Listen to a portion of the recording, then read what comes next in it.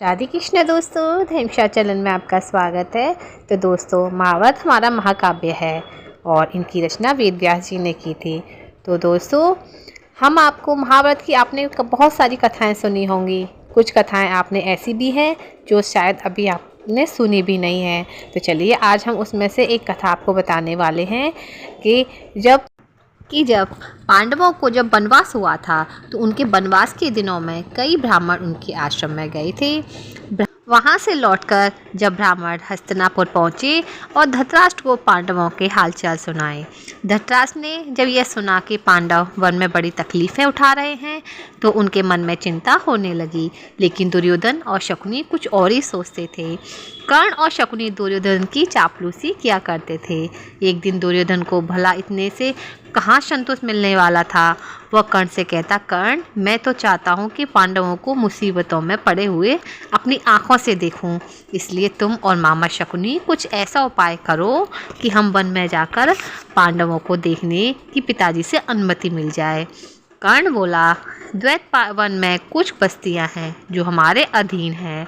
हर साल उन बस्तियों में जाकर चौपायों की गणना करना राजकुमारों का ही काम होता है। बहुत समय से यह प्रथा चली आ रही है, इसलिए उस बहाने से हम पिताजी की अनुमति आसानी से प्राप्त कर सकते हैं। कर्ण अपनी बात पूरी तरह से कह भी नहीं पाया था कि दुर्योधन और शकुनी मारे खुशी के उछल पड़े। राजकुमारों ने भी धृतराष्ट्र से आग्रहपूर्वक प्रार्थना की कि वह उनसे अनुमति दे, किंतु वो धृतराष्ट्र नहीं माने। दुर्योधन ने विश्वास दिलाया कि पांडव जहाँ भी होंगे वहाँ वे सब नहीं जाएंगे और बड़ी सावधानी से काम लेंगे। विवश होकर धृतराष्ट्र ने अनुमति दे दी कि एक बड़ी सेना को साथ लेकर कौरव द्वैत वन में चले गए। दुर्योधन और कर्ण फूले नहीं समाते थे। उन्होंने पहुंचने पर अपने डेरे ऐसे स्थान पर बनाए जहां पांडवों का आश्रम सिर्फ 4 कोस ही दूरी पर था। गंधर्वराज चित्रसेन भी अपने परिवार के साथ उसी जलाशय के पास गए और किनारे पर तंबू गाड़ने लगे। इस पर गंधर्वराज के नौकर बहुत बिगड़े और दुर्योधन के अनुचरों की उन्होंने खूब खबर ली। वे कुछ न कर सके और अपने प्राण भागकर निकल गए। दुर्योधन को जब इस बात का पता लगा तो उसके क्रोध की सीमा न रही और वह अपनी सेना लेकर तालाब की ओर बढ़ा। वहां पहुंचना ही था कि गंधर्वों और कौरवों की सेनाओं में आपस में युद्ध शुरू हो गया। यहाँ तक कि कर्ण जैसे महारथियों के रथ भी अस्त्र चूर चूर हो गए। वे उल्टे पांव भाग खड़े हुए। अकेला दुर्योधन ही लड़ाई के मैदान में अंत तक डटा रहा। गंधर्वराज चित्रसेन ने उसे पकड़ लिया और फिर रस्सी से बांधकर उसको अपने रथ पर बिठा लिया और शंख बजाकर विजय घोष किया। जब युधिष्ठिर को इस बात का पता चला कि दुर्योधन व उसके साथी अपमानित हुए हैं तो उससे गंभीर स्वर में कहा, भाई भीमसेन, ये हमारे कुटुंबी हैं। तुम अभी जाओ और किसी तरह अपने बंधुओं को गंधर्वों के बंधन से छुड़ा लाओ। युधिष्ठिर के आग्रह पर भीम और अर्जुन ने कौरवों की बिखरी हुई सेना को इकट्ठा किया और गंधर्वों पर टूट पड़े। अंततः गंधर्वराज ने कौरवों को बंधन मुक्त कर दिया।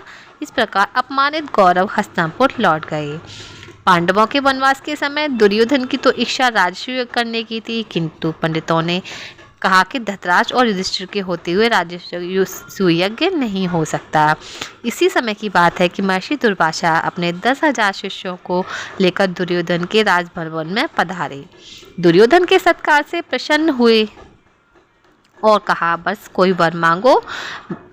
दुर्योधन बोला, मुनिवर, प्रार्थना यही है कि जैसे आप अपने शिष्यों समेत अतिथि बनकर मुझे अनुग्रहित किया है, वैसे ही आप वन में जाकर मेरे भाई पांडवों के यहाँ जाकर उनको भी सत्कार स्वीकार करें और फिर एक छोटी सी बात मेरे लिए करने की कृपा करें।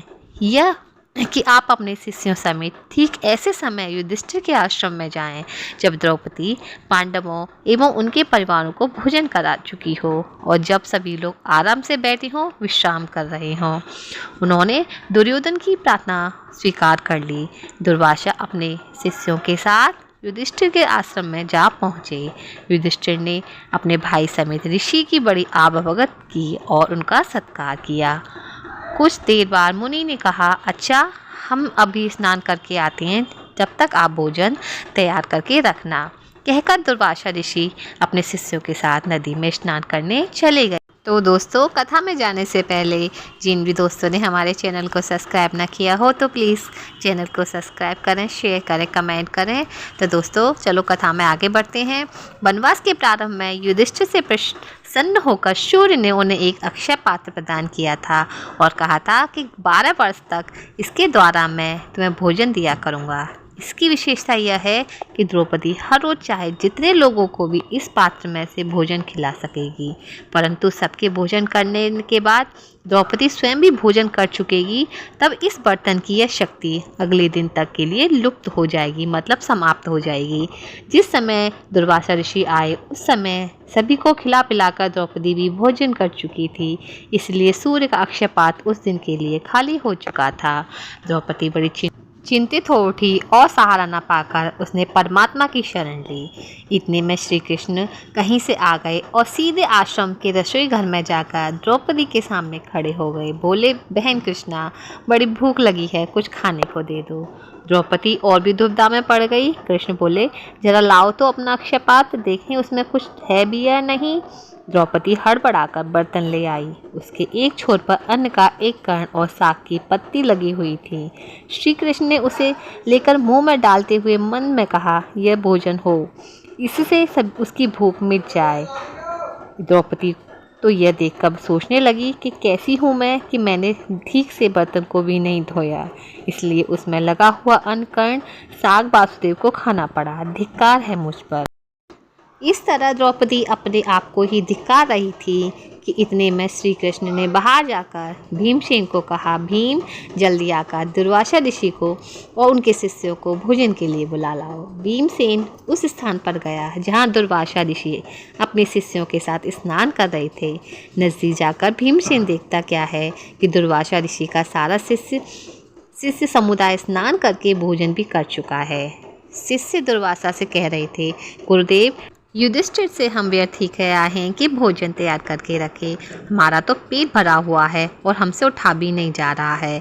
इस समय तो हमारी जरा भी खाने की इच्छा नहीं है। यह सुनकर दुर्वासा ने भीम से कहा कि हम तो भोजन कर चुके हैं। युधिष्ठिर से जाकर कहना कि असुविधा के लिए हमें क्षमा करे। यह कहकर ऋषि अपने शिष्यों सहित वहाँ से रवाना हो गए। तो दोस्तों, इस कथा का आशय है, जो द्वेष करने वाले लोग होते हैं उनका कभी जी नहीं भरता। इसलिए कौरवों ने ऐसी कोई रास्ता नहीं छोड़ा कि जिससे पांडवों को वो परेशान ना कर सकें, लेकिन जिसके साथ परमात्मा होता है कोई उसका कुछ भी नहीं बिगाड़ पाता।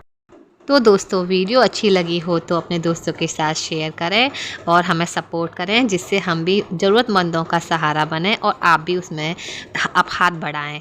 तो धन्यवाद दोस्तों।